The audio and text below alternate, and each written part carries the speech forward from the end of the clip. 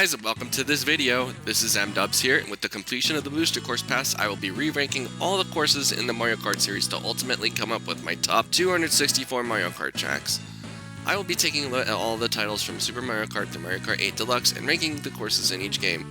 I will not be including the Super Circuit SNES tracks or any of the arcade games. I will not be including Mario Kart Tour content within this series, but you can expect some Mario Kart Tour rankings at a later point. Up next is Mario Kart Super Circuit. It's my second least favorite game in the series, but I don't dislike it. As a result, it has a G-score of 2. It was the first handheld entry into the series. It was also the first game to add retro tracks. All 20 courses from Super Mario Kart reappear in this game as well, but I was barely bothered to rank the Super Mario Kart tracks, so I definitely will not be ranking them here. Super Circuit is a bit more unique from Super Mario Kart in that the courses have more to offer, and the music and scenery for the courses are a lot better. Let's talk about the ranking system really quickly.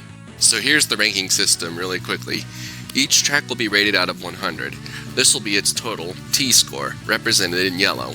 The closest to 100 it is, the better the track is. I once again have the GEM system, which stands for Game, Entertainment, Music, and Scenery. G for Game, represented in orange, is a rating of 1 to 5 on how much I like the game that the course is from. E for Entertainment, represented in red, is a rating of 1 to 75 on how fun I think the course is. M for Music, represented in blue, is a rating of 1 to 15 on how much I enjoy the course's music. I previously had this rated out of 10, but I think the music really does help determine how much I like a course. S for Scenery, represented in green, is a rating of 1 to 5 on how much I enjoy a course's scenery. I previously had this rated out of 10 as well, but I don't think scenery has too much of an impact on how much I like a course. Add those 4 factors together to get your T-score. Once again, I have a tiering system, however it's changed up a bit. A score's T-score will place it in a tier. 0 through 29 will put it in the F tier. These tracks leave much to be desired. 30 to 44 is in the D tier, and these tracks aren't that great, but they have some redeeming qualities. 45 through 59 is the C tier. I don't mind these tracks, but there's better ones. And then 60 to 74 is the B tier. I like these tracks quite a bit. And then 75 through 89 is the A tier. I really like these tracks, but they're not my all-time favorites. 90 through 94 is the S tier. These tracks are extremely fun to play on with lots of good qualities. And then 95 through 100 is the SS tier. And that's a new tier that I'm putting into my ranking videos, but these tracks are the best of the best. They are legendary. With all that out of the way, let's get to the ranking. Number 20, Peach Circuit. Simply put, it's just not very fun. There's a few frustrating courses that I'm going to talk about shortly, yet this one is the worst out of all of them. Number 19, Boo Lake. The music is abysmal in this track. Even then, it's still an annoying race to play. The track can be a bit narrow at times, and touching one of the boos is the worst. Number 18, Snowland. The shaking screen makes this course rather unfun to play on. Other than that, it's a fine track, but the gimmick hurts the score here really badly. The music saves it from being super low on the list. Number 17, Broken Pier. A step up from Boo Lake. The boos aren't as present, and you have a bit more room to maneuver around. Boo Lake got a good remake in Mario Kart 8 Deluxe, and I imagine this one will too when it gets eventually remade. But both of these ghost tracks were simply just held back by the system that they were on.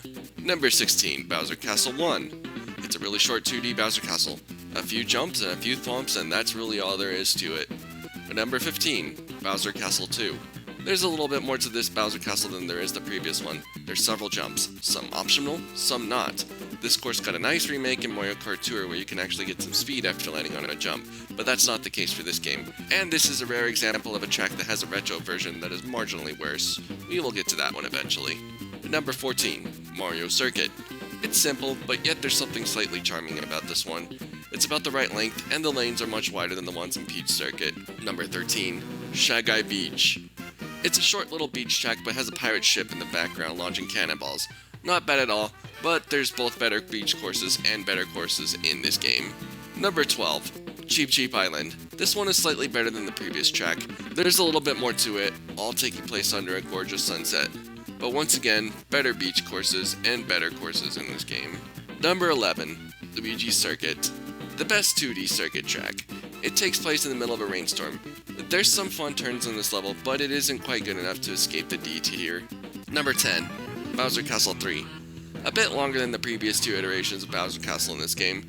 There's a set of fun jumps towards the middle of the track and a few holes to watch out for. It's a fun track to navigate through and about the right length as well. Number 9. Yoshi Desert. I have my complaints about this track, such as the sand traps with the piranha plants. But other than that, I don't really have anything to complain about, as the next two desert courses in the Mario Kart series are not fun at all. Plus, I really like the Yoshi Sphinx. Number 8. Riverside Park. Riverside Park is a course, and it's a decent course for this game. Some pretty sharp turns to test your skills and a few jumps to launch your driver in the air. Was marginally improved in Mario Kart Tour and 8 Deluxe, but the OG version still holds up pretty well. Number 7. Bowser Castle 4.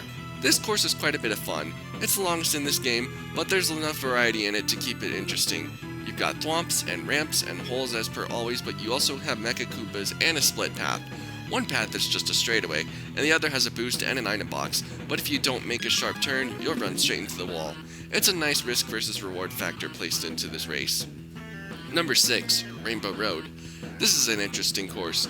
If you play your cards right, you can bounce through most of this track. There's a somewhat risky shortcut to take that pays off if done correctly. It's unique from the other Rainbow Roads in the series, but I can't exactly say that it's unique in the best ways. It's alright. Number 5. Cheeseland. Ah yes, the glory days of this track before it became a bagging contest. First of all, I have to point out the scenery. This course is made entirely out of cheese. You can even see the moon, which everyone knows is made out of cheese. And before chain chomps were added in the track, there were these little mice marching around the track that you had to watch out for. It's a fun track with lots of twists and turns and one of the best aesthetics ever with a fairly unique song to accompany it. Number 4. Lakeside Park. A slept-on track that got a fairly nice remake in Mario Kart Tour. It's your typical jungle track for the first lap, but once you hit the second lap, the giant volcano in the background erupts, molten lava onto the track, and the sky becomes hazy. It's one of 2 courses in this game with a changing skybox as you progress through the track, and it's just really nice. It's in dire need of an HD remake. Number 3. Sunset Wilds. I just really have to appreciate this track because it's a gem for this game that got completely butchered in Mario Kart 8 Deluxe. Each lap, the skybox changes. The sun gradually sets as you race through the course. This gimmick single-handedly carries this track because it's nothing special beyond that. You have a few speed boosts and some Shy Guy TPs to watch out for. But how could they ruin the main appeal of Sunset Wilds in Mario Kart 8 Deluxe?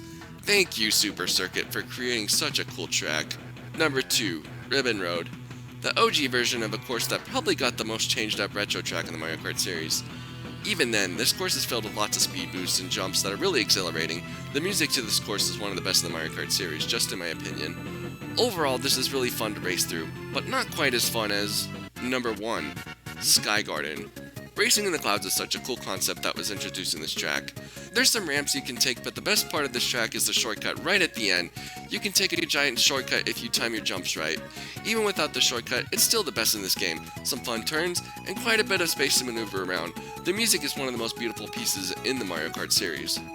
Anyway, that's it for my Mario Kart Super Circuit ranking. I'm glad that Mario Kart decided to make portable entries, as the next 2 portable Mario Kart entries were really good. Up next will be my Mario Kart Double Dash rankings. Until then, thanks for watching, and this is MDubs signing out.